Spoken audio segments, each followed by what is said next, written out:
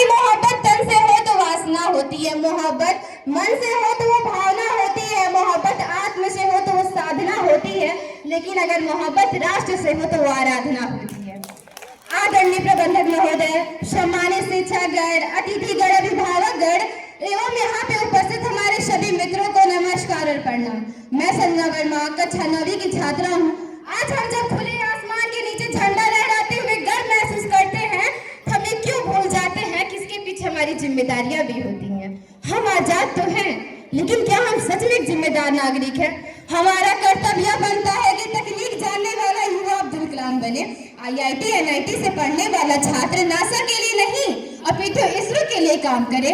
हम cricket, hockey, kabaddi, football खेले तो अपने देश के लिए खेले। अगर हेमदास नारी दौड़ते हुए शक्तिकरण का उदाहरण देते हुए ईश्वर जीते तो अपने भारत के लिए जीते। किसी गांव का युवा आगे आए और देश हित में नीरज चोपड़ा की तरह भाला फेंके। रचनाएं ऐसी रची जाए कि साहित्य का नोबेल भारत को प्राप्त हो। हम शिष्टाचार युवा अपनाए कि जापान से पहले भारत का नाम हो। जो युवा दौड़ सकता है दौड़े, जो चल सकता है चले और जो रेंग सकता है वो रेंगे, लेकिन अपने कर्तव्य का निर्वहन वो स्वयं करे। इसी के साथ मैं युवाओं को आह्वान करना चाहूंगी कि उठो जवान, देश के वसुधैव, पुकारता ये देश है, पुकारती माँ भारती। हमें 84 यूनियों के बाद मनुष्य का जन्म मिलता है।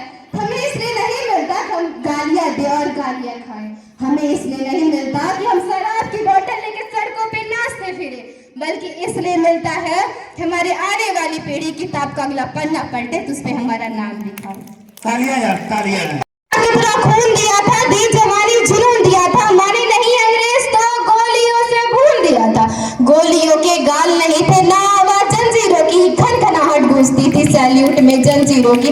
राजनीति में मिली नहीं ना ही खरीदी पैसों से, सौदा लहू मोल हुआ है। भगत सिंह जैसे कितने माओं ने गोली खाई है, बेटे लटके फंदों पे, आजादी की डोली उठी है कुर्बानी के कंधों पे। मैं सभी युवाओं से झुककर कहना चाहती हूँ कि झुकते वही हैं जिनमें जान होती है, अकड़ना तो मुर्दों की पहचान होती है। मैं आप सभी से हाथ जोड़कर कहना चाहती हूँ कि इतिहास पढ़ा कीजिए, क्योंकि इतिहास रचते वही है जो वो पढ़ते हैं। बात बहुत सरल है, फिर भी हाथ जोड़कर बोलूंगी, ना ही घुमा फिरा के ना ही तोड़ जोड़कर बोलूंगी। भारत देश में जन्म लिया है, ये देश बचाना है हमको, पूरा विश्व जानता है वो परिवार बचाना है हमको। फिर भी नौजवानी मदमस्त हुई बैठी है, प्यार की तरंगों में सुन सुन के सुस्त हुई बैठी है। बड़े बुजुर्ग का मान नहीं, संस्कार बचेंगे कैसे? इतिहास कभी पढ़ा ही नहीं, इतिहास रचेंगे कैसे?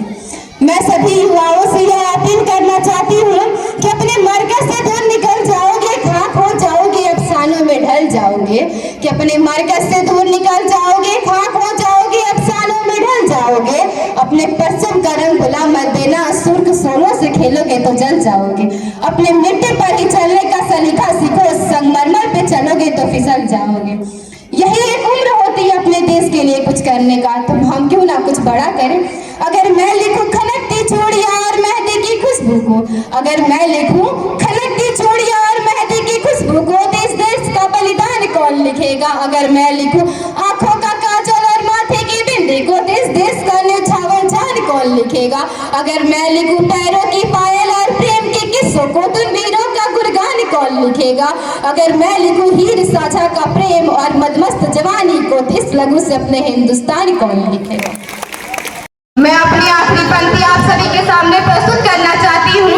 जब ये तिरंगा झंडा भी हमसे ये पूछने लगा है कि भारत अब मैं फहराने से ज्यादा क्यों काम महोदय, महोदय नरेंद्र के महोदय